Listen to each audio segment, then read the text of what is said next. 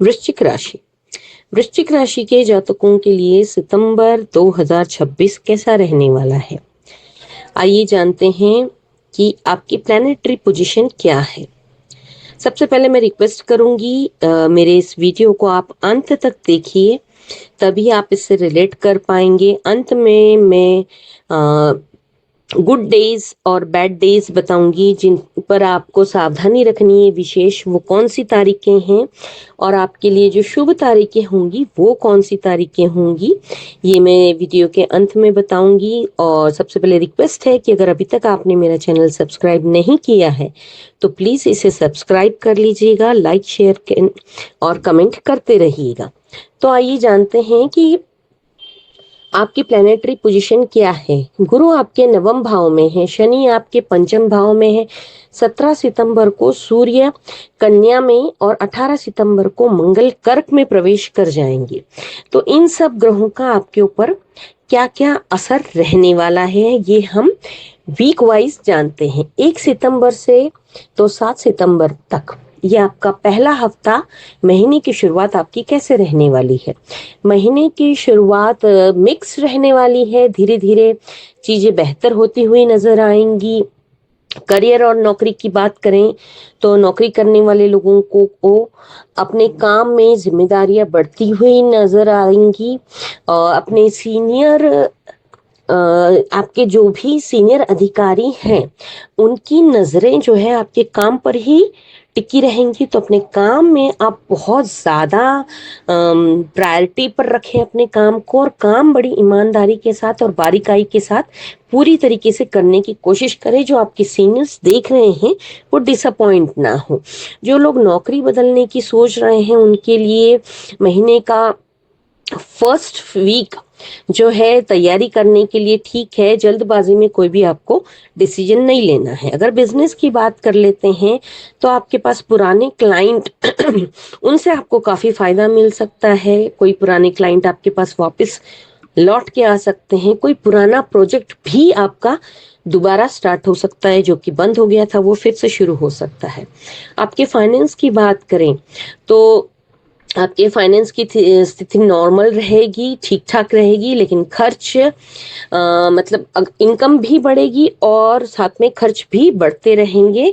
आपको विशेषकर एकदम विंडो शॉपिंग करने से आपको बचना चाहिए।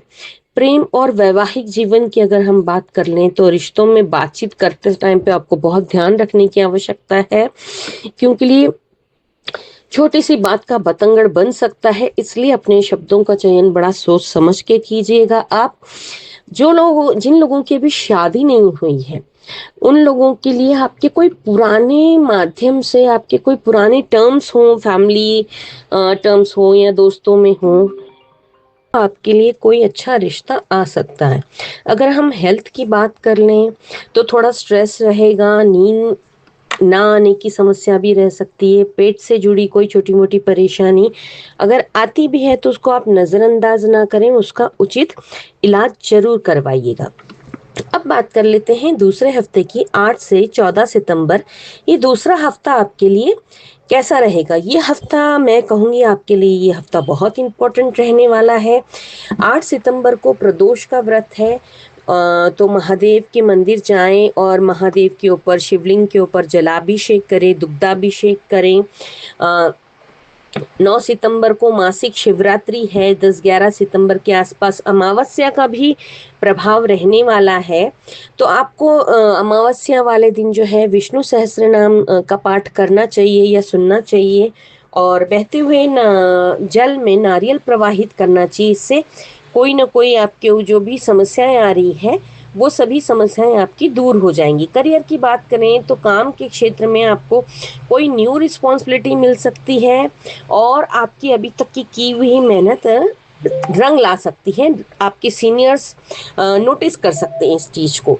गवर्नमेंट सेक्टर की अगर हम बात कर लें तो जो लोग कॉम्पिटिटिव एग्जाम की तैयारी कर रहे हैं उन लोगों को अपनी मेहनत बढ़ाने की आवश्यकता है। बिजनेस की बात करें तो आपके पुराने रुके अटके काम में काफ़ी अब रफ्तार आ सकती है, वो काम ठीक तरीके से आगे बढ़ सकते हैं। पार्टनरशिप में भी काम आप शुरू कर सकते हैं, लेकिन उसके लिए आपको पेपर्स बहुत माइन्यूटली पढ़ने होंगे और तभी आप सिग्नेचर कीजिए। फाइनेंस की बात करें तो पैसा आता रहेगा, लेकिन साथ ही में कोई अचानक से खर्च भी आपका सामने आ सकता है। इस हफ्ते की सबसे बड़ी रकम जो है आपको उधार देने या लेने से बचना चाहिए इस हफ्ते में। मतलब कोई भी बड़ी कोई आप किसी से ब्याज पे पैसा ना लें और किसी को दे भी ना, वो नुकसान हो सकता है। अगर लव रिलेशनशिप की बात कर लें तो प्रेम संबंधों में इमोशनल उतार चढ़ावों का सामना आपको करना पड़ सकता है। गलत फहमी मिसअंडरस्टैंडिंग से आपको बचने की जरूरत है, इसके लिए कम्युनिकेशन आप साफ रखिएगा। फैमिली की बात करें तो परिवार में किसी बुजुर्ग व्यक्ति की सलाह आपके लिए बहुत ज़्यादा इम्पोर्टेंट हो सकती है। तो बैठकर अपने पेरेंट्स से, अपने बुजुर्ग आपके घर में जो भी हों, दादाजी दादी जी या आपका जो भी मेंटोर हो, उनसे बात करके डिस्कस कीजिएगा। उनकी सलाह आपके लिए बहुत ज़्यादा वैल्यूएबल हो सकती है। अमावस्या के आसपास पुराने आपके तनाव जो भी हैं, स्ट्रेस हैं, वो सब खत्म हो करके कोई नई शुरुआत हो सकती है। इसके लिए विष्णु सहस्त्र नाम का मैंने जो उपाय बताया है वो जरूर कीजिएगा। पुराना कोई भी स्ट्रेस आपका जो है खत्म हो सकता है, एक नई शुरुआत हो सकती है, जिससे कि आपको एक अच्छा खुला रास्ता भी मिल सकता है। 15 से 21 सितंबर तीसरे हफ्ते की अगर हम बात करें तो वृश्चिक राशि वालों के लिए करियर में कुछ ना कुछ अच्छी ग्रोथ, अच्छा कुछ इंपॉर्टेंट टाइम बनता हुआ नजर आता है 14 सितंबर के आसपास। गणेश चतुर्थी 14 सितंबर के आसपास नहीं, 14 सितंबर को ही गणपति बप्पा का आगमन हो रहा है। उन्हें धूमधाम से लेकर के आइएगा। आपके घर में, आपके भविष्य में सब जगह गणपति बप्पा का आशीर्वाद मिले, खुशहाली, धन दौलत संपत्ति सब कुछ आएगा।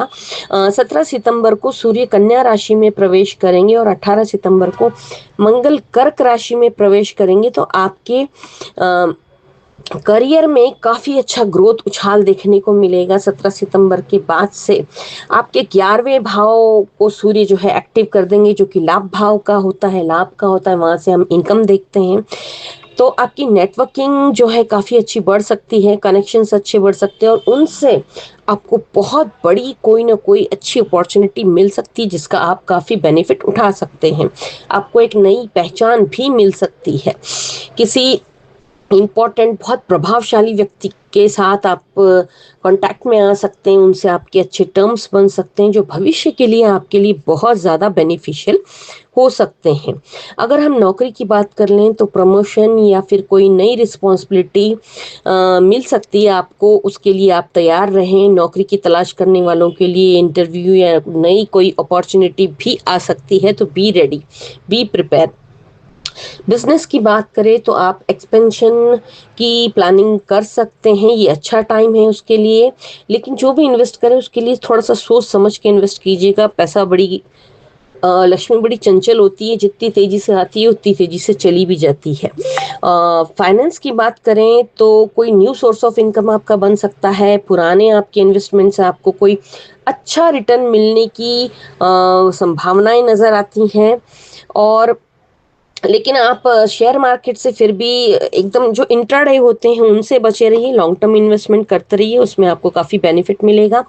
अगर लव रिलेशनशिप की बात करें तो रिश्तों में क्लैरिटी आएगी। जो रिश्ते लंबे समय से उलझा हुआ था उसमें कोई ना कोई डिसीजन लेने की स्थिति बन सकती है, या तो आप उसको पूरी तरीके से क्लोजर कर सकते हैं, या फिर अगर उसमें कुछ संभावनाएं बची हैं तो उसको सुधार करके आगे बढ़ सकते हैं।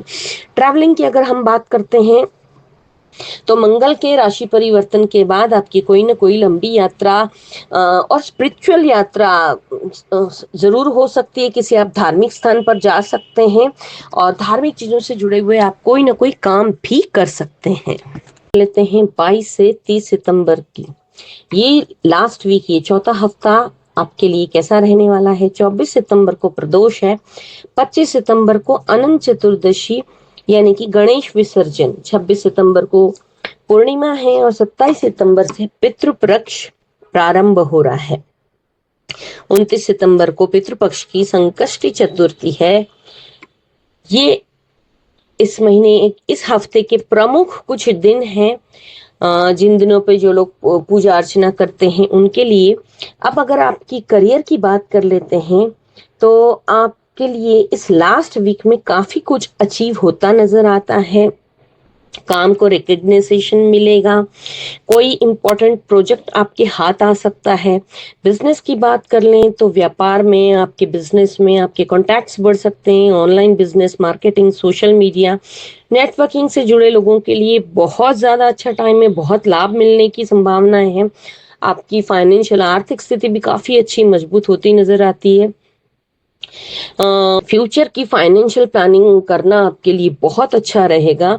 लव और आपकी शादीशुदा जिंदगी की अगर हम बात करें तो आपकी मैरिड लाइफ काफी स्मूथ चलती नजर आती है। जिन लोगों की भी शादी योग्य उम्र है उन लोगों के लिए उनकी शादी से रिलेटेड बातचीत आगे बढ़ सकती है और अपने लाइफ पार्टनर के साथ वो जो है एक स्टेप आगे ले सकते हैं। हेल्थ की बात करें तो आपको तनाव से बचने की जरूरत है और शरीर को थोड़ा सा आराम दीजिएगा। ओवर एक्सर्शन, ओवर काम और एंजाइटी की वजह से आपकी तबीयत खराब हो सकती है। इस महीने की हम शुभ तारीखें और केयरफुल रहने वाली डेट्स अगर हम एक बार नजर डाल लेते हैं कौन सी हैं। वो शुभ तारीखें जिनमें आप कोई डील कर सकते हैं, कोई इन्वेस्टमेंट कर सकते हैं, शादी के लिए लड़का लड़की देखने जा सकते हैं।